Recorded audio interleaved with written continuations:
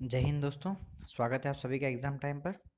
दोस्तों, हमने इससे पहले वाले वीडियो में जो पहली इकाई के 3 नंबर के संभावित प्रश्न बन सकते हैं उनकी चर्चा कर ली थी, और दूसरी इकाई के अंतर्गत हम 3 नंबर में कौन कौन से संभावित प्रश्न बन सकते हैं इनकी चर्चा करने वाले हैं।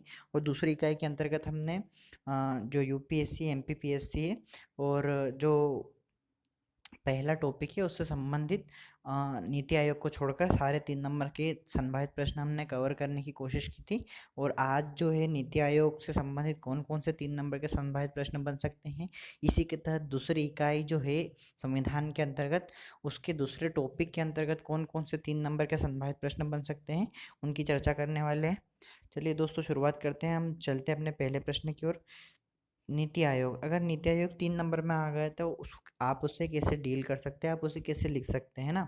कोई सा भी आयोग आ सकता है 3 नंबर में, तो आप उसे इस प्रकार लिख सकते हैं ना। जहाँ तक हमारा अनुमान है कि जो मुख्य परीक्षा की जो कॉपी होगी आयोग के द्वारा, उसमें आपको 4 लाइन या 3 से 4 लाइन आपको अवेलेबल करवाई जाएगी, है ना। तो आप इस प्रकार लिख सकते हैं, नहीं तो 3 लाइन तो देंगे ही सही, क्योंकि 3 नंबर का प्रश्न है ना। तो मिनिमम 3 लाइन आपको मिलेगी वहाँ पर। तो आप उस प्रकार से अगर आप प्रैक्टिस करेंगे तो आपको उसी प्रकार से मुख्य परीक्षा में लिखने में सहायता मिलेगी, ठीक है। तो अगर नीति आयोग 3 नंबर में आए तो कैसे लिखेंगे, आप टू द पॉइंट भी लिख सकते हैं, पॉइंट डाल के 1 2 3 4 चार पॉइंट डाल के भी आप लिख सकते हैं, है ना।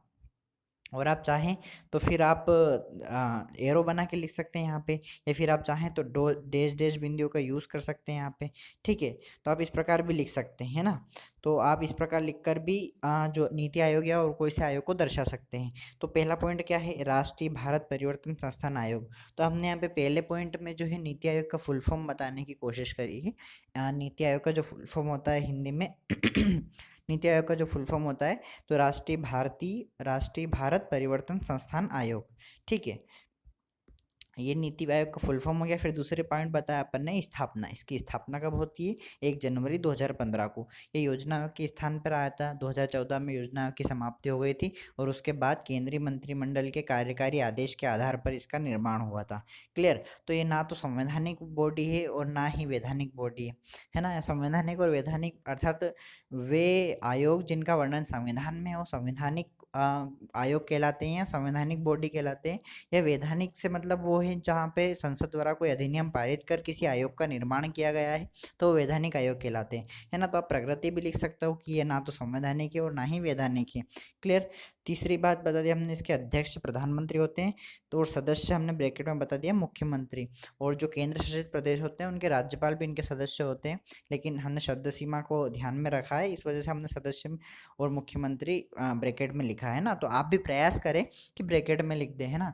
अगर जहाँ पे लग रहा है कि हमें ये पॉइंट दर्शाना चाहिए तो आप ब्रैकेट का प्रयोग करें। ब्रैकेट बहुत अच्छी चीज़ है किसी भी चीज़ को बताने के लिए, जहाँ पे इंपॉर्टेंट हो तो आप ब्रैकेट का प्रयोग करके इस प्रकार बता सकते हैं। चौथा पॉइंट, उद्देश्य सहकारी संघवाद को बढ़ावा। तो हमने कितने 4 पॉइंट कवर करे, 4 डायमेंशन में गए, है ना। अपन ने चारों विविधता बताई प्रश्न में। प्रश्न का जो मूल भाव होता है वो विविधता होता है। आप जितने विविधता में प्रश्नों को लिखोगे, चेकर के ऊपर उतना ही सकारात्मक प्रभाव पड़ेगा। नहीं तो आप एक ही एक चीज़ बताए जा रहे हो, है ना, कि इसमें प्रधानमंत्री इसका अध्यक्ष होता है, मुख्यमंत्री इसके सदस्य होते हैं, इसकी गवर्निंग काउंसिल में गृह मंत्री होते हैं, रक्षा मंत्री होते हैं, है ना। तो एक ही एक डायमेंशन में किसी भी चेकर को कॉपी पसंद नहीं आएगी, और आपको एक ही नंबर मिलेगा मुश्किल से। तो आप विविधता में उत्तर लिखने का प्रयास करें। तो हमने 4 डायमेंशन में उत्तर बता दिया। पहले में फुल फॉर्म बता दिया, दूसरे में स्थापना बता दी, तीसरे में हमने संरचना बता दी, है ना, चौथे में उद्देश्य बता दिया। क्लियर। पहला प्रश्न क्लियर हो गया। अब अगले प्रश्न की ओर चलते हैं। अगला प्रश्न क्या है, नीति आयोग के हब। अब दो मुख्य हब है नीति आयोग के। यह प्रश्न बहुत इंपॉर्टेंट है, बहुत बहुत ज़्यादा इंपॉर्टेंट है ना। नीति आयोग के हब कौन कौन से हैं, तो पहला है टीम इंडिया हब। दो हब है नीति आयोग के मुख्य। टीम इंडिया हब जो सहकारी संघवाद को बढ़ावा देता है, अर्थात टीम इंडिया जैसे कि समन्वय बना कर काम काम करती है ना टीम इंडिया जो होती है, तो उसी के आधार पर सहकारी संघवाद को बढ़ावा देने का हब हब जो है वह सहकारी संघवाद को बढ़ावा देता है। यहाँ सहकारी संघवाद का अर्थ में हमने पहले भी बताया है लेकिन मैं बता दूं सहकारी संघवाद का अर्थ जहाँ पर केंद्र और राज्य दोनों मिलकर, है ना, या सामंजस्य बनाकर लोक कल्याणकारी हित में कार्य करे, है ना, तो ये होता है सहकारी संघवाद। तो टीम इंडिया हब का क्या काम है या उद्देश्य क्या है? सहकारी संघवाद को बढ़ावा। और दूसरा है ज्ञान व नवोन्मेष हब, है ना, तो ज्ञान व नवोन्मेष हब का क्या है? थिंक टैग है, अर्थात ये थिंक टैग है और नवाचार को प्रोत्साहन देना ही इसका उद्देश्य है ना। तो हमने शॉर्ट में बताया इसको कि ये थिंक टैग है, ठीक है। तो ये 2 हब बता दिए, 2 हब इंपॉर्टेंट है, 3 नंबर में पूछ सकते हैं, प्रीलिम्स के हिसाब से भी इंपॉर्टेंट है, ठीक है। अब हम अगले प्रश्न की ओर चलते हैं। अगला प्रश्न है नीति आयोग और योजना आयोग में अंतर, है ना। तो ये प्रश्न 5 नंबर में भी देखा जा सकता है ना, तो आप उस हिसाब से भी इसको तैयार कर सकते हैं, ठीक है। और आपको करना भी चाहिए क्योंकि ये प्रश्न इंपॉर्टेंट है, ठीक है।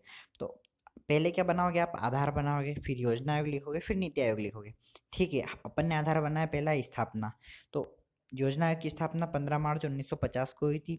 फिर इसके बाद नीति आयोग की स्थापना 1 जनवरी 2015 को हुई थी। सदस्यता अपेक्षाकृत सीमित, मतलब जो योजना आयोग है उसमें जो सदस्यता थी वो सीमित सदस्यता थी, है ना, यहाँ पे सिर्फ प्रधानमंत्री और मुख्यमंत्री थे। लेकिन जो ये नीति आयोग है इसकी अपेक्षा में व्यापक सदस्यता पर बल देता है, अर्थात यहाँ पर केंद्रीय मंत्री जो होते हैं, मंत्रिमंडल में से बहुत सारे मंत्रियों को भी इनकी बैठकों में शामिल किया जाता है। इसके बाद बहुत सारे जो प्रशासनिक अधिकारी होते हैं उनको भी इस बैठक में सदस्यता दी जाती है। तो नीति आयोग व्यापक सदस्यता के पर कार्य करता है, जबकि योजना आयोग था वो अपेक्षाकृत सीमित सदस्यता पर कार्य करता था। मतलब नीति आयोग की अपेक्षा तो सीमित सदस्यों की आ, इस पे कार्य करता था, है ना, ठीक है। फिर योजना ये पंचवर्षीय मॉडल पर कार्य करता था, क्योंकि आपको भी पता है भारत में पंचवर्षीय मॉडल चलता था, तब वो सारा जो काम देखता था वो योजना आयोग ही देखता था।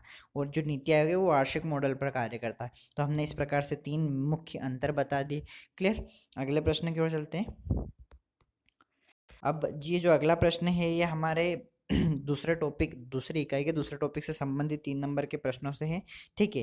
तो हम अगले प्रश्न की बात करते हैं, राजनीति में जाति की भूमिका, है ना। अब जाति, धर्म और वर्ग, ये तीनों जो है इनसे संबंधित कोई सा भी प्रश्न आ जाए तो आप इस प्रकार, ये कॉमन पॉइंट है उनके, है ना, आप इस प्रकार से लिख सकते हो। कौन कौन से? जाति, धर्म, है ना, जाति, धर्म और एक और वर्ग, ठीक है, जाति, धर्म और वर्ग, ठीक है, जाति, धर्म और वर्ग। तो ये तीनों से संबंधित अगर प्रश्न आ जाता है तो आप इन कॉमन पॉइंट्स का यूज़ कर सकते हो। देखिए कैसे, मैं आपको एग्जांपल देके बताता हूँ। राजनीतिक दलों के गठन का आधार, अर्थात कई बार जातियों के आधार पर राजनीतिक दलों का गठन हो जाता है, ठीक है। जैसे कि कोई जाति, जैसे समाजवादी पार्टी ले लो, है ना, तो वो एक जाति के आधार पर गठन हुआ है ना। या फिर समाजवादी पार्टी एग्जाम्पल हो सकती है इसकी। एक ये बहुजन समाजवादी पार्टी इसकी आधार या एग्जाम्पल हो सकते हैं। दूसरा, प्रत्याशी चयन में भूमिका, अर्थात बहुत जगह पे ऐसा होता है ना कि जहाँ पर कोई जाति विशेष की संख्या ज़्यादा हो तो वहाँ पर टिकट वितरण भी उन्हीं लोगों को, या टिकट भी उन्हीं लोगों को दिया जाता है जो उस जाति से संबंधित हो, है ना, या फिर उस जाति का उस जाति में उस व्यक्ति का अच्छा प्रभाव हो। तो जाति की क्या क्या भूमिका हो गई कि वो प्रत्याशी चयन में भी मदद करती है, या प्रत्याशी चयन में भी महत्वपूर्ण भूमिका निभाती है। आप भी अगर आपके क्षेत्र में देखोगे तो कई बार जातियों के आधार पर टिकट वितरण करती है, यहाँ तक कि बड़े बड़े जो राजनीतिक दल होते हैं वह भी जातियों के आधार पर टिकटों का वितरण करते हैं, ठीक है। तीसरा, राजनीतिक मुद्दे का आधार, अब कई बार जो है जाति को ही राजनीतिक मुद्दा बना लिया जाता है, और उत्तर प्रदेश जैसे राज्य में तो आप आसानी से देख सकते हैं इस मुद्दे को। क्लियर? तो हमने आपको ये तीनों बता दिया है। अब यही जाति, वर्ग और धर्म तीनों में ये कॉमन पॉइंट्स का प्रयोग कर सकते हैं, है ना। तो इस प्रकार से प्रश्न लिखा जा सकता है। ये प्रश्न मुख्य परीक्षा में 5 नंबर की दृष्टि से काफी महत्वपूर्ण है, ठीक है। अगले प्रश्न की ओर चलते हैं। अगला प्रश्न है अपना भारतीय राजनीति में लिंग की भूमिका, अर्थात अब लिंग की भूमिका, ये प्रश्न इंपॉर्टेंट था इसलिए हमने ऐड किया है कि प्रतिनिधियों के रूप में कमी। अब यहाँ पे महिलाओं की बात हो रही है, ठीक है। हमने यहाँ पे एक डेटा प्रस्तुत किया है, 78 महिलाएं वर्तमान में लोकसभा में, ठीक है। अभी जो 17वीं लोकसभा के चुनाव हुए थे हमारे यहाँ पर, तो उसमें 78 महिलाएं ही सांसद बनी थी। तो प्रतिनिधियों के रूप में कमी, अब ये लिंग की भूमिका भारतीय राजनीति में ही बता रही है ना। आप राज्य की विधानसभा की भी ऐड कर सकते हैं, जैसे मध्य प्रदेश राज्य विधानसभा की भी आप ऐड कर सकते हैं, ठीक है, वो प्रभावशाली रहेगा, तो आप लोकसभा की या फिर विधानसभा की भी ऐड कर सकते हैं यहाँ पे। फिर पति सरपंच संस्कृति, अब महिलाओं को 1/3 आरक्षण दिया गया है पंचायती राज में, है ना। पंचायती राज में, और कई राज्यों ने तो 50% आरक्षण भी दे रखा है महिलाओं को। लेकिन क्या होता है, जब आप गांव में देखोगे तो किसी महिला अगर सरपंच है तो वो महिला काम नहीं करेगी, बल्कि उसका पति काम करेगा, सारा उसका पति काम करेगा। इसी को ही पति सरपंच संस्कृति का नाम दिया गया है। तो महिलाओं की इसमें भी भूमिका नहीं है। तो ये एक हमने भूमिका बता दी राजनीति में, है ना। राजनीति में कौन कौन से संबंधित, मतलब राजनीति में कहाँ कहाँ तक लिंग की भूमिका हो सकती है, तो उसके तहत हमने पॉइंट कवर किया। और तीसरा, राजनीतिक दलों में महिलाओं का प्रतिनिधित्व सीमित। अब जैसे बहुत बड़े बड़े राजनीतिक दल है ना, वर्तमान में 8 राष्ट्रीय राजनीतिक दल है, इनमें देख लो तो जितना पुरुषों का प्रतिनिधित्व होता है, अपेक्षाकृत महिलाओं का प्रतिनिधित्व होता है क्या? नहीं होता है ना, इतना महिलाओं का प्रतिनिधित्व नहीं होता है। तो यहाँ पे हमने तीसरा पॉइंट क्या बता दिया कि महिलाओं का प्रतिनिधित्व सीमित है, या महिलाएं अपना चुनाव राजनीतिक जो करियर है उसमें असहज महसूस करती है, या उन्हें ठीक नहीं लगता है राजनीति में पार्टिसिपेट करना। तो ये लिंग की भूमिका हो गई। क्लियर? अगले प्रश्न की ओर चलते हैं। अगला प्रश्न है हमारा, भारतीय राजनीति में नजातीयता की भूमिका। अब ये नजातीयता क्या होती है, तो मैं आपको एक लाइन में बता दूं कि कोई ऐसे लोग या ऐसा समूह, है ना, कोई ऐसे लोग या ऐसे लोगों का समूह जो संस्कृति के आधार पर या अपनी नस्लीयता के आधार पर एक विशेष पहचान रखता हो, वो नजातीय समूह कहलाते हैं, है ना। पूर्वोत्तर भारत, नागालैंड और मणिपुर, मिजोरम, वहाँ पर आप इस असम जैसे क्षेत्रों में आप नजातीय समूह को देख सकते हैं। ठीक है। तो अब नजातीय समूह की राजनीति में क्या भूमिका होती है, तो आप देखिए कि अभी वर्तमान सत्तारूढ़ सरकार है वह भी काफ़ी प्रयास कर रही है वहाँ जो पूर्वोत्तर भारत है उसके विकास में, है ना। तो ये नजातीयता की क्या क्या भूमिका हो सकती है आप देख सकते हैं। वोट मांगने का आधार, ठीक है, पहला पॉइंट क्या है, वोट मांगने का आधार। तो कई बार नजातीयता के आधार पर ही वोट मांगे जाते हैं, अर्थात कोई व्यक्ति है ना, कोई व्यक्ति विशेष है किसी क्षेत्र का जो नजाति समूह से आता है ना, तो उसको आधार बनाकर ही वोट मांगते हैं कि हम आपको ऐसा कर देंगे, हम आपको वैसा कर देंगे, हम आपके लिए ये कर देंगे, है ना। फिर दूसरा, तुष्टीकरण की राजनीति। तो नजाति समूह से बोल देते हैं कि हम आपको ये अधिकार दिला देंगे, हम लोग लुभावन घोषणाएं कर देते हैं कि हम आपके लिए ये कर देंगे, हम आपको जंगलों में स्वतंत्र अधिकार दे देंगे। ठीक है। तो और करते कुछ नहीं है, है ना, करते कुछ नहीं है, सिर्फ ये लोक लुभावन योजनाएं या घोषणाएं होती है। तो ये तुष्टीकरण की राजनीति हो गई।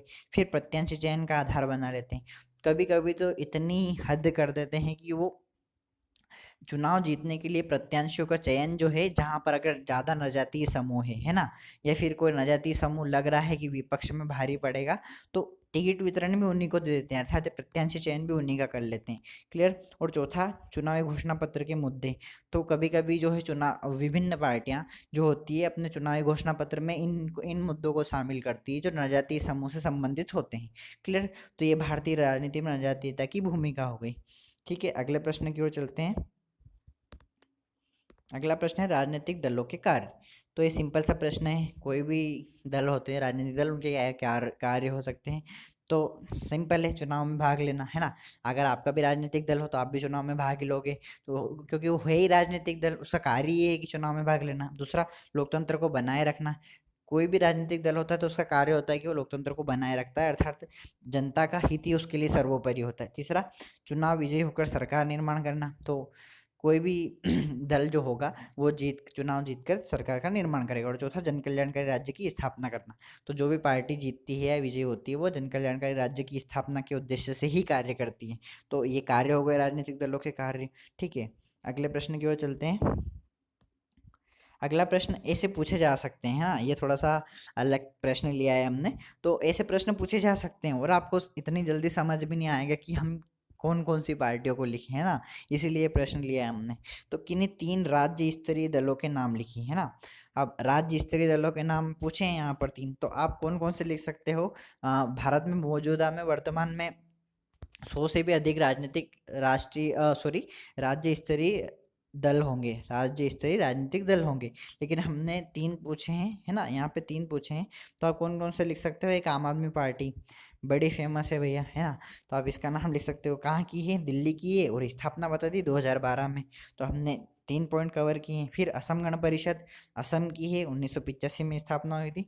जरूरी नहीं कि आप स्थापना लिखो और ये स्थान लिखो, स्थान विशेष लिखो। अगर आप 3 पार्टियों के नाम भी लिख दोगे तो ठीक है, ठीक है, पर्याप्त है। प्रश्न की मांग जितनी है आप उतना उत्तर लिख रहे हैं। फिर तीसरा बीजू जनता दल उड़ीसा का है। तो हमने 3 जो राज्य स्तरीय राजनीतिक दल होते हैं उनके नाम बता दिए हैं। क्लियर। अब अगला प्रश्न है राष्ट्रीय राजनीतिक दल हेतु अर्हताएं। अब कोई भी दल होता है जिसे राष्ट्रीय राजनीतिक दल का दर्जा प्राप्त करना होता है तो उसके लिए कौन कौन सी अर्हताएं होती है, कौन कौन सी जरूरी शर्तें होती है ना। या आप जैसे कि आप आज अपना कोई सा दल है, राजनीतिक दल है ना, तो अगर अपने को राष्ट्रीय दल का दर्जा चाहिए तो हमें निम्नलिखित शर्तों को पूरा करना होता है। तो कौन कौन सी शर्तें होती है? पहली शर्त है लोकसभा में 2% सीटें, है ना। अब लोकसभा का चुनाव होता है, ठीक है, और लोकसभा की जो भी सीटें होती है, कुल सीटें, उनका 2% लगभग 11 सीटें आएगी। तो वो 2% सीटें जीतना है, वो भी 3 भिन्न राज्यों में। ठीक है, पहली कंडीशन क्या होगी कि लोकसभा में 2% सीटें, है ना, 2% सीटें हैं, यहाँ 2 सीटों की बात नहीं कर रहे हैं हम, ठीक है। तो 2% सीटें, वो भी कितने, 3 राज्यों में, 3 भिन्न भिन्न राज्यों में। अर्थात तो 2% सीटें 11 आएगी, 11 सीटें, वो भी 11 सीटें जीतना है, वो भी 3 भिन्न भिन्न राज्यों में, और वह भी लोकसभा के चुनाव में। या तो आप ये कंडीशन फुलफिल करके राष्ट्रीय राजनीतिक दल का दर्जा प्राप्त कर सकते हो, या दूसरा 4 या 4 से अधिक राज्यों में राज्य स्तरीय दल का दर्जा प्राप्त करो। ठीक है, तो जैसे कोई भी दल है, ठीक है, कोई भी दल है, अगर वो 4 या 4 से ज़्यादा राज्यों में राज्य स्तरीय राजनीतिक दल का दर्जा प्राप्त कर लेता है तो उसको राष्ट्रीय राजनीतिक दल का दर्जा मिल जाता है। ठीक है, जैसे कि आज आम आदमी पार्टी है, ठीक है, तो वो कहाँ पे है, दिल्ली में है और पंजाब में है। 2 जगह पे उसने राज्य स्तरीय राजनीतिक दल का दर्जा प्राप्त कर रखा है। अगर वो हरियाणा और उत्तर प्रदेश में भी राज्य स्तरीय राजनीतिक दल का दर्जा प्राप्त कर रहा है ना, राज्य स्तरीय मतलब राज्य के स्तर पर, है ना, तो राज्य स्तरीय का दर्जा प्राप्त कर ले, ऐसे कुल मिला के 4 राज्यों में राज्य स्तरीय दल का दर्जा प्राप्त कर ले तो वह भी एक राष्ट्रीय पार्टी बन जाएगी। ठीक है, फिर तीसरा, अगर ये कंडीशन भी पूरी नहीं हो तो कौन सी कंडीशन पूरी हो सकती है साहब? तो तीसरी कंडीशन क्या है, लोकसभा के चुनाव में वैध मतों का 6% वोट, है ना। अब बात को समझिए यहाँ पे, है ना, लोकसभा का जो चुनाव होता है उसमें वैध मत, जो भी वोट पड़े हैं, जो वैध हैं, जो सही है, उनका 6% वोट, मतलब जो वैध मत है उनका 6% वोट, तथा 4 लोकसभा सीट विजयी होना, वो भी 4 भिन्न भिन्न राज्यों में, अर्थात एक राज्य में आपको 1 सीट चाहिए। ठीक है, तो क्या है तीसरी कंडीशन, लोकसभा चुनाव में वैध मतों का 6% वोट, अर्थात तो पूरे भारत में लोकसभा में जितने भी वोट पड़े हैं उनके 6% तो वोट चाहिए। दूसरी, इसी कंडीशन में, है ना, दूसरी 4 लोकसभा सीट भी चाहिए, प्लस 4 लोकसभा सीट भी चाहिए, और प्लस वो भी 4 भिन्न भिन्न राज्यों में। तो इस प्रकार से तीनों कंडीशन में से कोई एक कंडीशन भी पूरी होती है तो आपको आपके दल को राष्ट्रीय राजनीतिक दल का दर्जा प्राप्त हो जाता है। क्लियर, इतनी बात समझ में आ गई होगी आपको। अब अगले प्रश्न की ओर चलते हैं।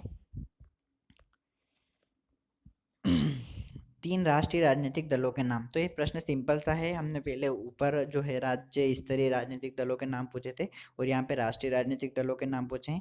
या वर्तमान में 8 राष्ट्रीय राजनीतिक दल है, तो किन्हीं तीनों के नाम लिख दोगे आप। भाजपा 1980, संस्थापक बता दिया हमने अटल बिहारी वाजपेयी। क्लियर। दूसरा, भारतीय राष्ट्रीय कांग्रेस 1885 में स्थापना हुई थी और एओ हुम इसके अध्यक्ष हैं।